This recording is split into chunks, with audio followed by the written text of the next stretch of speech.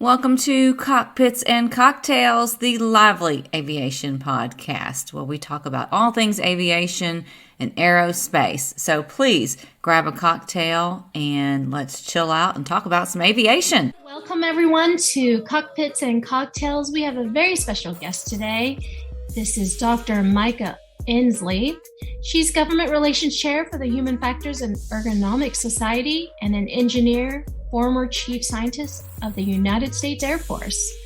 We're going to talk a little bit more about the subject of seating. How are you today, Mrs. Endsley?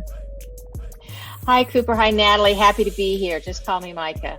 Mica's great. Welcome, Mica. Thanks, Natalie. Okay, we'll start getting with the questions. So tell us a little bit more about what your position is in this society. So I'm a human factors engineer, and the Human Factors and Ergonomic Society is made up of psychologists and engineers across the United States who are involved in the design of systems to support human performance.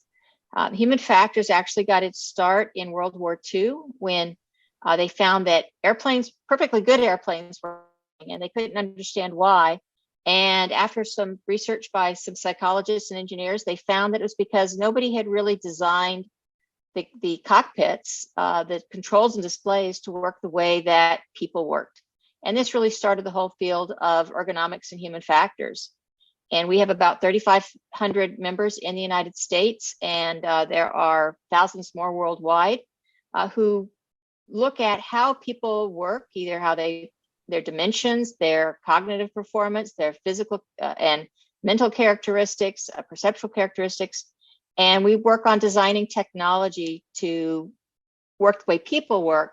And that's had a lot to do with increasing aviation safety over the last century, where the accident rates have come down dramatically as we've looked at the real benefits, both for performance and safety and effectiveness when you design technology to fit people. As a part of my volunteer job with Human Factors and Ergonomic Society is we try to do outreach to explain to people in the government and in industry just what our profession does and the value it brings to designing systems to improve the performance of people who use them. That's pretty interesting. This is kind of a totally different subject matter for us. We're usually talking to pilots that fly, commercially or GA. And I have to say, I don't really spend a whole lot of time thinking about ergonomics and things like that in the airplane.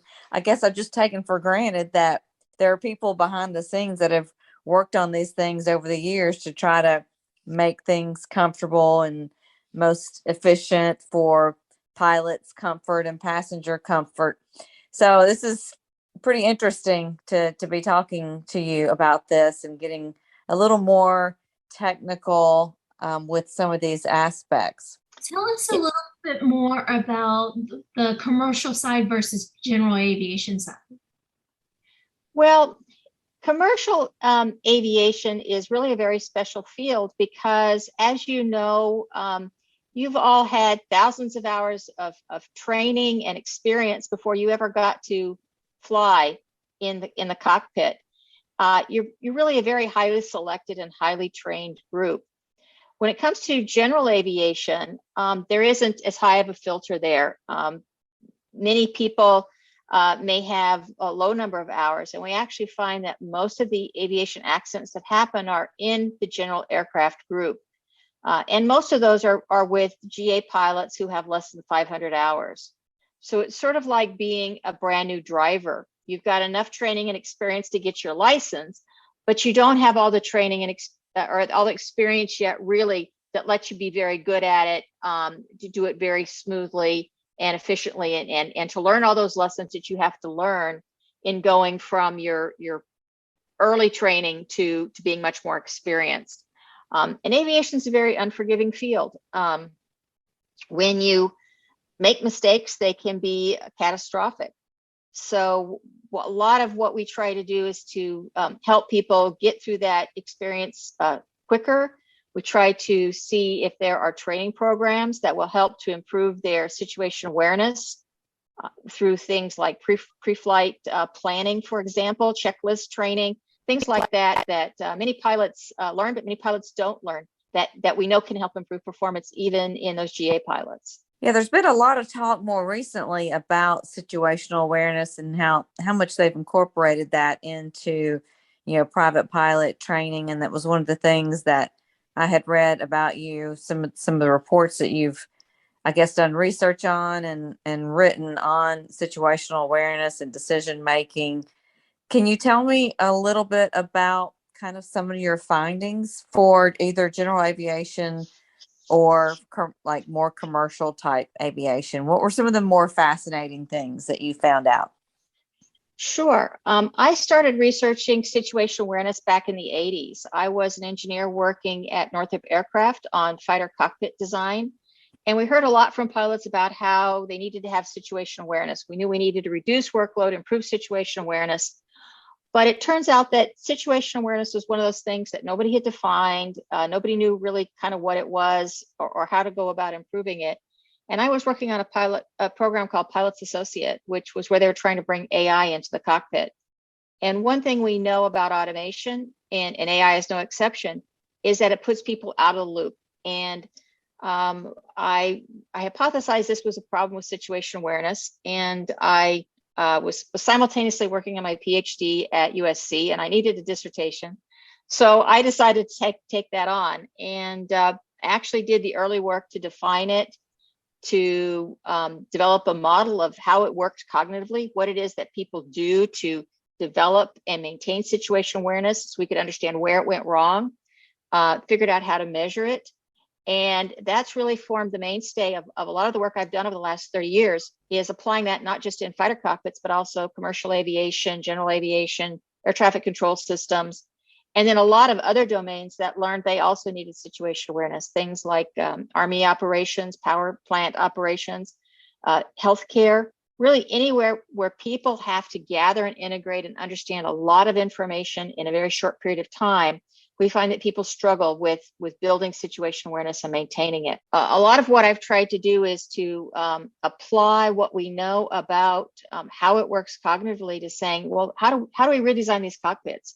Right now, you have to look at 20 different places to gather the information you need to make a decision. And what I've done is develop an approach to saying, let's really redesign how we build these systems differently so that the information you need is all integrated.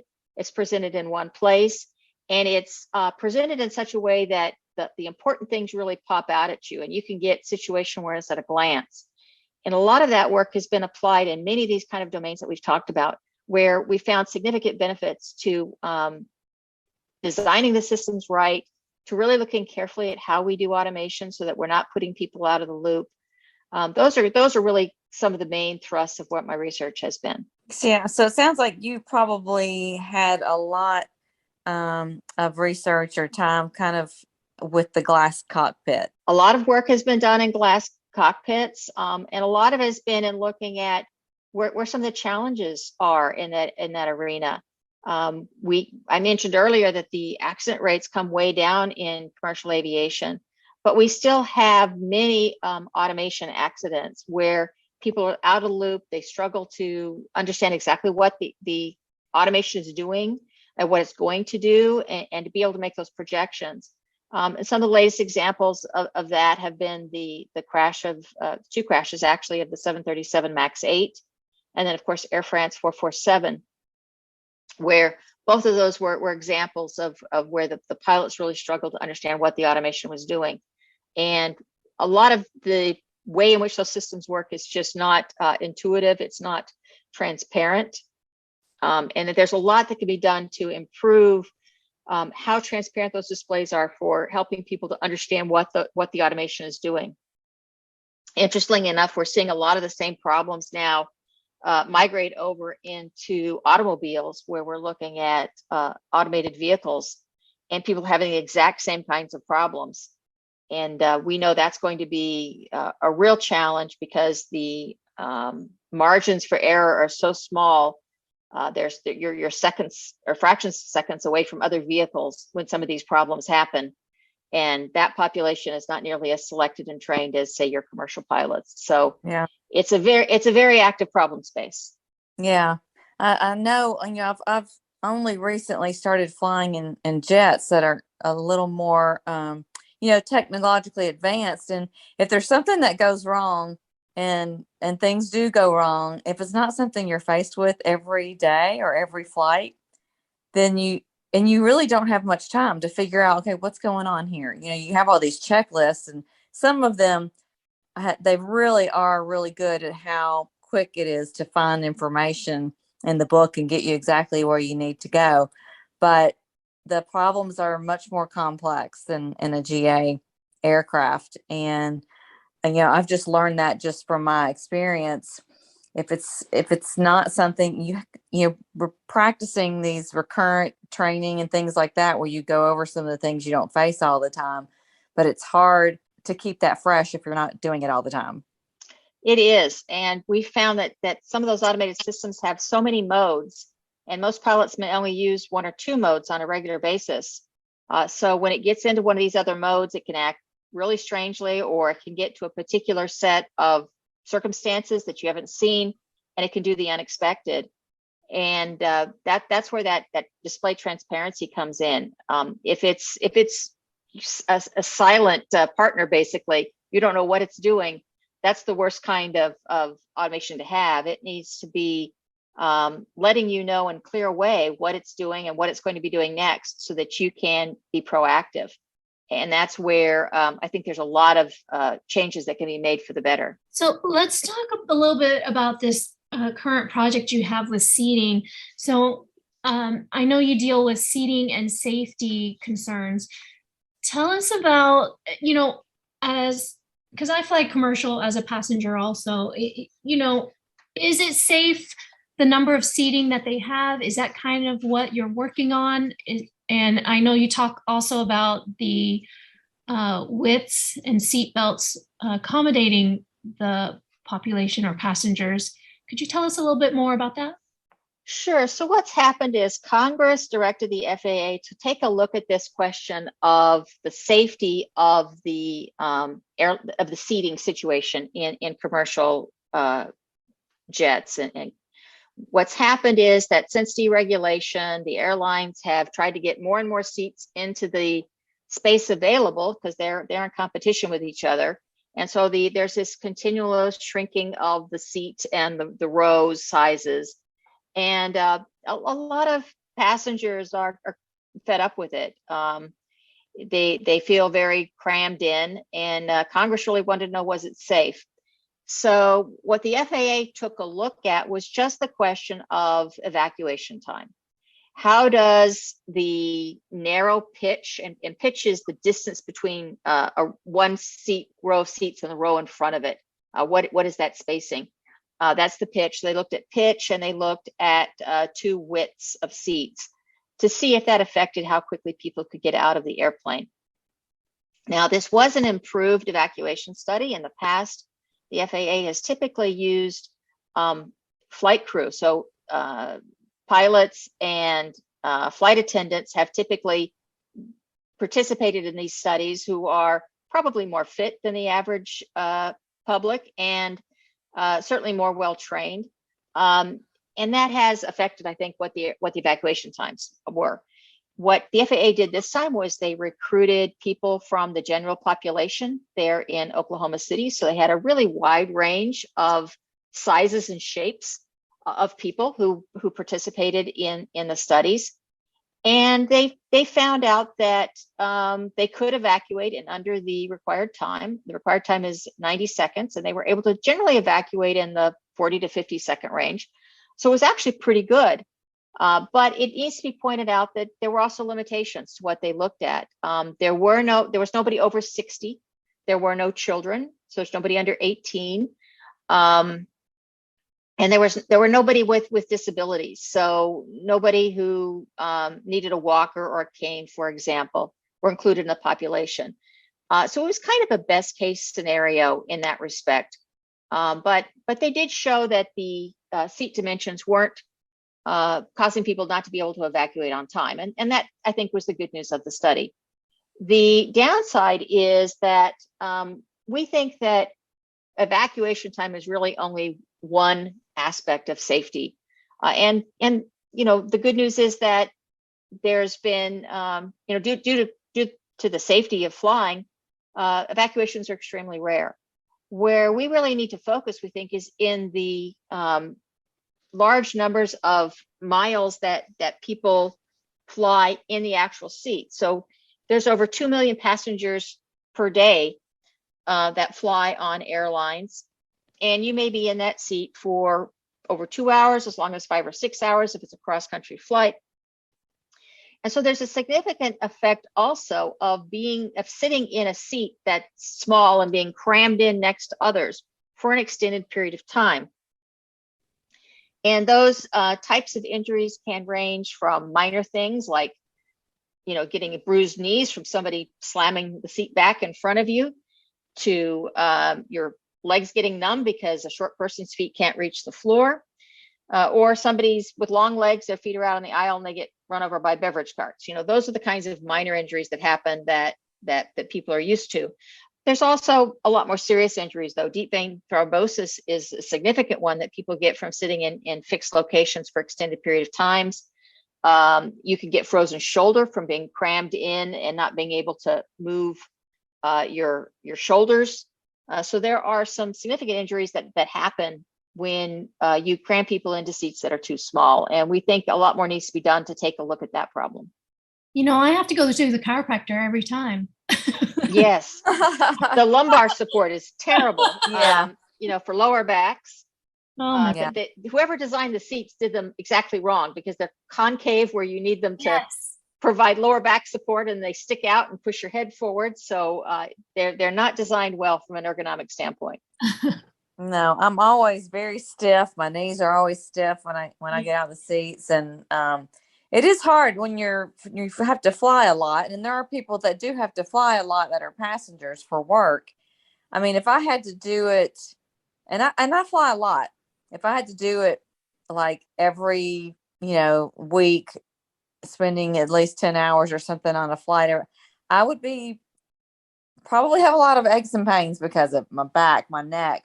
Even with the little amount that I do compared to some of these other people, I'm usually aching, and I really want to pay extra for the bigger seats, even though, they're not that much more comfortable. You do have a little more space, but the actual seat itself is not any more cushy or supportive in areas. So I just figure it's just one of those prices I have to pay to fly the airlines, I guess. But those 4 or 5 inches really make a difference. Yeah, they do. They do help a lot, definitely. They make a difference. And even more than the legroom, there's a challenge with the width. People can't fit in these seats anymore. And that means they're expanding into the seats next to them. And that causes a lot of consternation on full flights where people essentially take up too much room. And it's not the individual's fault. It really is the fault that these seats aren't designed to fit the majority of people who fly in them. Current seating dimensions barely cover about 50% of the population, which means there's a large number of people who have either girth or shoulder breadth or leg length that just isn't fitting in that space, and that has to go somewhere. So we think there's a real challenge there that really needs to be addressed. Well, it probably affects. I know for me, I can get pretty crabby if I'm crammed in a spot for a long time. And if you're in the window seat and you want to, just getting up to go to the bathroom you just wait as long as you possibly can, because it's so awkward to get out. Mentally, it messes with you too. When you're just like, oh, you just get irritated. It's either too hot or too cold, and you're crammed in there, and you're could be dealing with someone who's just right up next to you, and it's just it's a difficult spot to be in for a long period of time. It is. They've done studies with rats, and they know that the more rats you put in a cage, the more they're going to fight. Yeah. And what we've really done is we've just crammed more people into a tighter space in these metal cylinders, and you're seeing dramatic increases in air rage. Yeah. And, there's a lot of factors behind that, but the condensing of people in small spaces certainly contributes to that problem. Yeah, I believe that. And it's almost like unfair too, because I understand the airlines, it's kind of a bonus if you want to pay extra to get these bigger seats, but it's at the same time, it's like, well, not everyone can pay extra to get a bigger seat. So they're just supposed to be uncomfortable and suffer and, just crammed in there because they can't afford this luxurious, seat that's an upgrade. It doesn't Well, seem fair it's not an necessarily. upgrade. It's the basic for what fits the human body. I think the challenge here is that people don't know when they buy an airline seat that it's not going to fit them. There's so much variety in what seat sizes are, even within an airline, in terms of what plane you get on, what the seating dimensions are going to be, and it's really kind of a gamble to know which model you're going to have on any given day. So people don't really know, I think, what those trade-offs are. And in the airlines are, they're all in competition with each other. They're trying to make a profit. Right. And so if they can price their ticket $5 less than the other guy, then people will buy their ticket. And that's just created sort of a march to the bottom. Everybody keeps cutting and cutting and cutting. And at some point we have to say, shouldn't there be a reasonable standard that when you buy an airline seat, it should fit the majority of the population that needs to sit in that seat? And to me, that seems like a reasonable position. Yeah, I agree. So what do you do with this study now at this point? What is your, how do you move forward? What is your goal? What do you present it? And what's happened is this was a study that the FAA did in response to Congress, and the FAA posted it online, and they requested comments on the study that they did and their position, which was fairly minimal in terms of saying, well, if they can get out in 90 seconds, then they're not going to do anything else, essentially. Mm-hmm. Now, the public has gotten quite exercised about this, as you might imagine, because people are kind of sick and tired of the problem. And so the FAA has gotten thousands and thousands of comments on the study, and almost all of them are basically saying these seats don't fit us. We really need to do something different.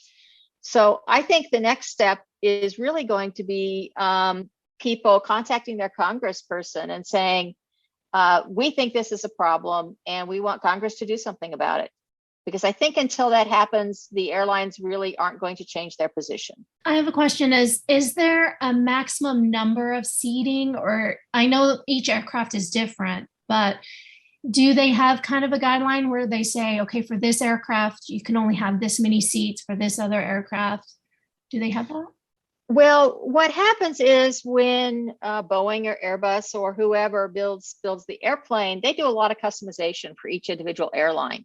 So the airline actually goes in and says, we want this kind of seating and this kind of row pitch and so forth. So the airlines have a lot of say over what gets put in there. But right now, there's really no standards as to how many seats they can cram in there, as long as they can meet certain requirements for things like evacuation time. Well, we are now running out of time, but let's all pretend we are in first class and we're about to get our drinks. What would be your favorite cocktail?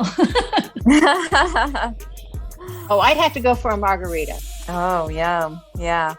I would probably say, well, in the wintertime, I would be, I don't know why, but I'd lean towards something like a dirty martini. It seems like heavier or something to me. The saltiness or something. It's more of a winter drink for me. But in the summer, maybe a gin and tonic. All right. So we're all relaxed in our first class seat, reclined. We have plenty of room. Thank goodness. I'll take a Jack and Coke so I can go right to sleep. Yeah. Well, I appreciate your work on this subject. I mean, all the subjects with the seating. I hope that, there can be some changes. I think that'd be wonderful to be comfortable when you're flying across the country. And I think I would definitely arrive in a better mood if I wasn't crammed in. It is nice to hear that as far as safety wise, because I have 7 kids, so I always wonder, how am I going to get out of here with all of them?